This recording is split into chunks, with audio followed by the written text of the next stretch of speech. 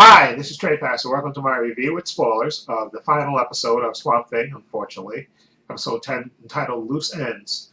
Okay, if you saw my last review, we ended with Swamp Thing actually being told after he got captured that he was basically by evil Dr. Jason Woodrow that when he was dissecting him, that he pulled out his heart, his lungs, his liver. Said basically, yeah, he said they serve no function in you. You're basically like you're a plant pretending to be a man. Uh, of course, that just threw Swamp Thing off. And once Abby and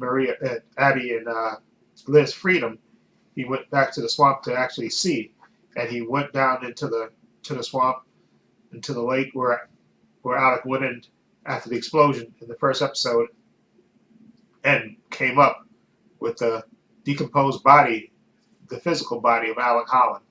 Okay, and of course he was destroyed. And this episode opens. He's there with Abby. You know, you know, you know.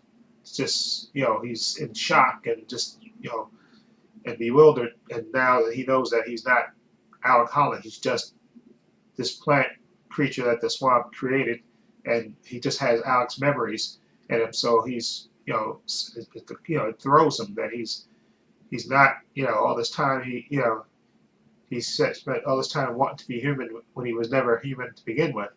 And Abby tries to reassure him that that you're Alec. You may not physically be Alec, but you're Alec. You have all his memories. She tries to reassure him, but he's still just distraught by it.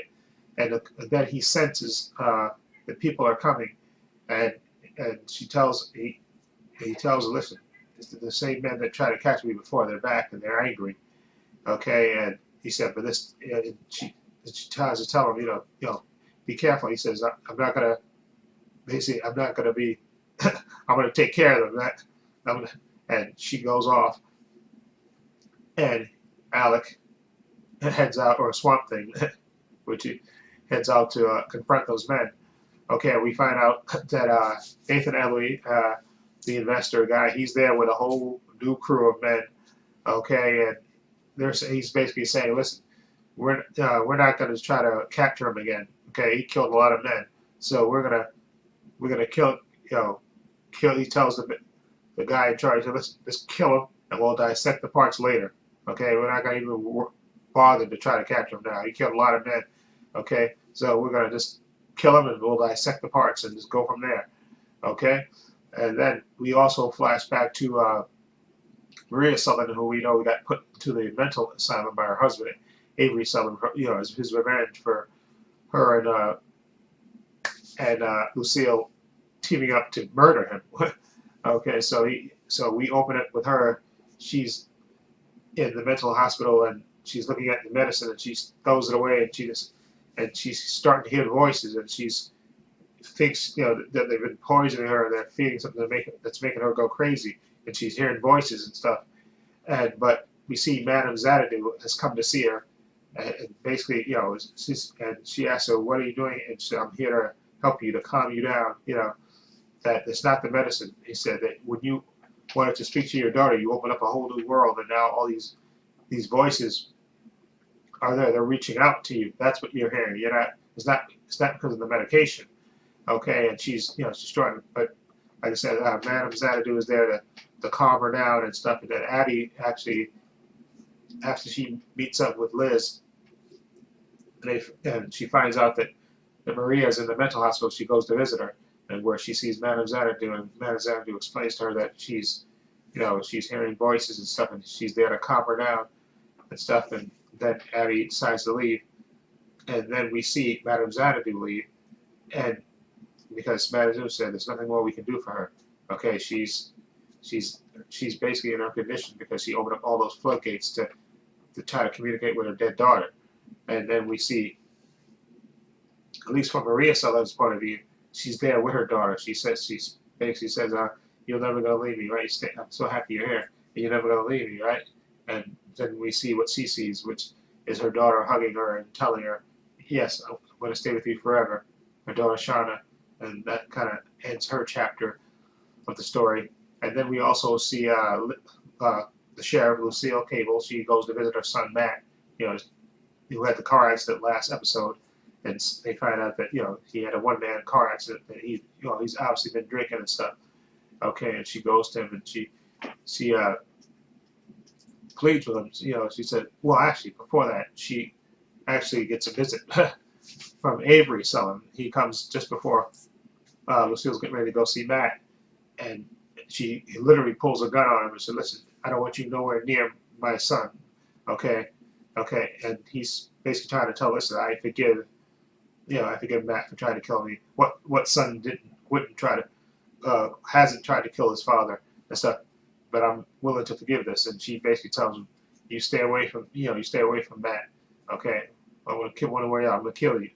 Okay, and then we see her. He leaves, and she goes and see Matt, and they kind of have a little reconciliation where she basically tells him, you're my whole world, and I shouldn't have kept this secret that that Avery was your father from you and stuff, but I'm gonna be there for you from now. And then he decides to go to sleep, and she said, I'll be back with fresh clothes for you. And she leaves, and she tells the deputy that she has there. She said no visits for him except the doctors. Okay, and she leaves, and then we see her get into her car, and she gets ready to start it, but then she sees that the windows are all fogged up, and then but before she can turn around, she gets a knife through the back seat, and we see that's Avery. He actually was waiting on her, and he stabs her, and basically tells her he's going to have to kill her, and he said he wished it wouldn't come to this, but he's going to have to kill her, and he literally runs her through and takes her gun from her, and you see him pull her out, and he puts her in the back seat, not in the back seat, in the trunk of the car, and then we see he pushes the car into the swamp, and you see it sinking, and you see Lucille in the trunk as the water's rising, banging on it, screaming for help, but it doesn't matter. You see the car descend, and that's the end of Lucille.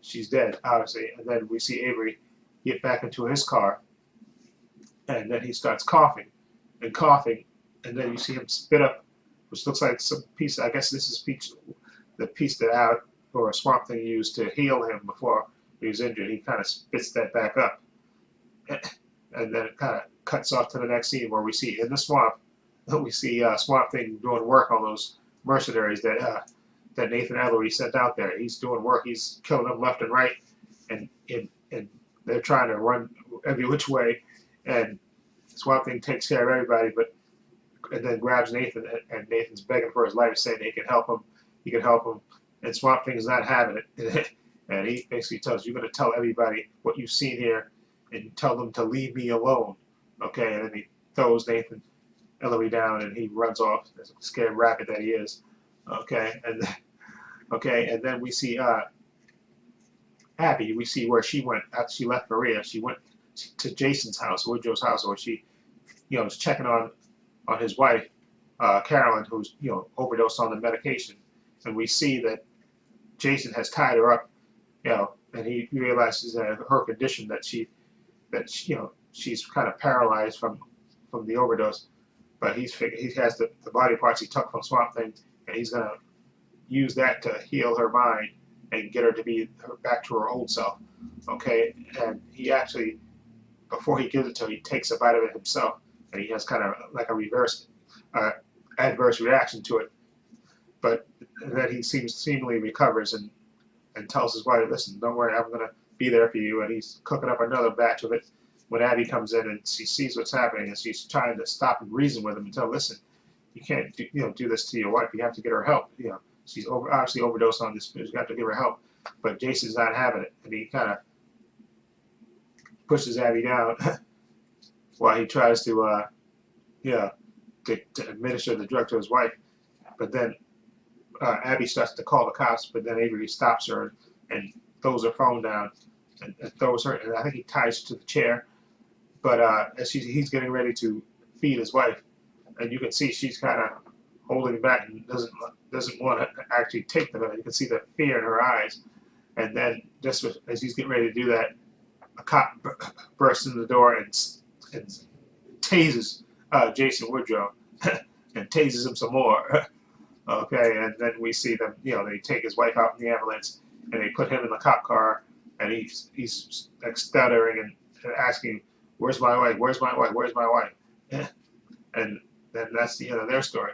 And also, when Liz and Abby separated, she went to go see Daniel Cassidy, Ian Ziering's character, who is the Blue Devil who's been cursed by the Phantom Stranger, and she goes to see him, and he's packing his clothes and saying that, listen, I can't hear the voices in my head. This one voice in my head, and he shows her the Blue Devil mask. Okay, he says, listen, I have to get out of here. The whole reason I came to this town, and I've been trying to leave, but I've been stuck in here because it's town. And he basically tells, listen, I was told that Abby is special. Okay, and that's why I was here, for this reason, to save her. And that was, I guess, his purpose, to stick around and save her. And then he tries to leave town like he has before in the past. And you see him having flashbacks to the last time he tried to leave, when he stuck his hand out and got burned. Okay. So, but this time he presses on the gas and he flies through the town, and he actually escapes now. So we assume this curse is over. That he was specifically had to stay there, till Abby, who needed his help, from basically, getting killed. She would have got killed otherwise if the Blue Devil character didn't intervene. So now we see he's seemingly free of the curse because he's able to go through the town limits and keep going, and he's gone. And then we flash back to we see Abby going back to the swamp and back to Alex's old house where he stayed. And just before that, we have Swamp Thing, after he's gotten rid of all the mercenaries and stuff and sent Nathan scrambling on his way. He has a conversation with his physical ghost of Alec Holland, who basically is telling him, listen, we know, and he's saying, you're just a ghost. He's telling me this, and ghost Alec Holland is telling him, listen, we're more than that. And sure, I'm not a physical thing anymore, but I'm in our head. He's basically and he basically tells him, listen, I know you feel like you've lost everything, but you haven't lost everything. There's one person that you can count on. Okay, and then Alec goes away, and then we see Liz drive up to where Alec, used to live, and there's Swamp Thing there, and he's basically said, yes, I'm glad you came back, and he said that was the only reason. He said I was getting ready to leave. I was ready to go get buried and just hide out in the swamp, forever. But you're the reason that I came back. And she says, yes, I'm going to be there for you too, because you showed me the beauty of the green, and I want to continue to see the green with you. And that's how it kind of goes off with them together, And it's really a shame. This show has been really, really good, and the fact that they canceled after one episode is absolutely ridiculous. And I think I'm going to assume this is going to be an assumption on my part why they canceled it, because I think, like I said, I think they were supposed to get a tax break from North Carolina, I think, where they filmed it. They were supposed to get this tax break, but they didn't get the tax break because I think because I don't know if it was the state that changed the law or something, or maybe the showrunner or whoever was in charge, the producer, didn't fill out the proper paperwork, and wind up Warner Brothers having to wind up big tax, they wound up having to pay more in taxes, where they thought they were going to get a tax break by filming in the state, which normally you do when you film in certain cities. They give you tax incentives and stuff, so you can film there. They didn't get that, I think, and I think that's one of the reasons why they canceled the show. I think that was one of the reasons why they canceled. I think maybe the main reason why they canceled it, because they wound up having to spend more money than they were supposed to in taxes and stuff. And I think Warner Brothers, whoever was executives in charge of it, was pissed off about that and decided to cancel the show because of that, which I think is unfair. Okay, because the show is good. The show is good quality. Good. The cast is great, and I'm going to miss this cast, and I really wish somebody else would pick it up. But this is Warner Brothers. They own the rights to Swamp Thing. DC, aka Warner Brothers, owns the rights, so nobody else is probably going to pick it up, which is a shame because this show was really, really good. I liked the cast. I loved Crystal Reed as Abby. Andy Bean as Alec Holland. Derek Mees as Swamp Thing. I thought he was great. Maria Stein as Liz. She was great. Will Patton as Avery Sullivan. Jennifer Beals was on the show. Even the actor that played Jason Woodrow, Kevin Durant, he was great. Even Ian Ziering, who's Daniel Cassidy, aka the Blue Devil, I loved him too. Just the cast was just good. Even that young actress who played Susie Coyle, I thought she was great too. It's just a shame that the show was never going to come back, because I really wish they changed their mind and bring the show back, because it's really. I want to do a Google search to see if they have a petition to bring the show back, because this show deserves a second season, and I'm really pissed off that they cancel it. Okay, because the show is quality, and it's really rare you get a quality TV show, and it's a shame that you cancel it uh, because of other reasons than the quality of it, because this is a quality show and it deserves a second season for sure. Anyway, let me know what you think of Swamp Thing episode 10, Loose Ends. What do you think of it? Do you want the show to come back for a second season? Let me know down below. Feel free to leave comments down below. I have links to my social media in the description box. Facebook, Twitter, and Instagram. I also have a link to my other channel, Paul's Views and Opinions. You check that out as well. And this is Trey Pastor saying so long and take care.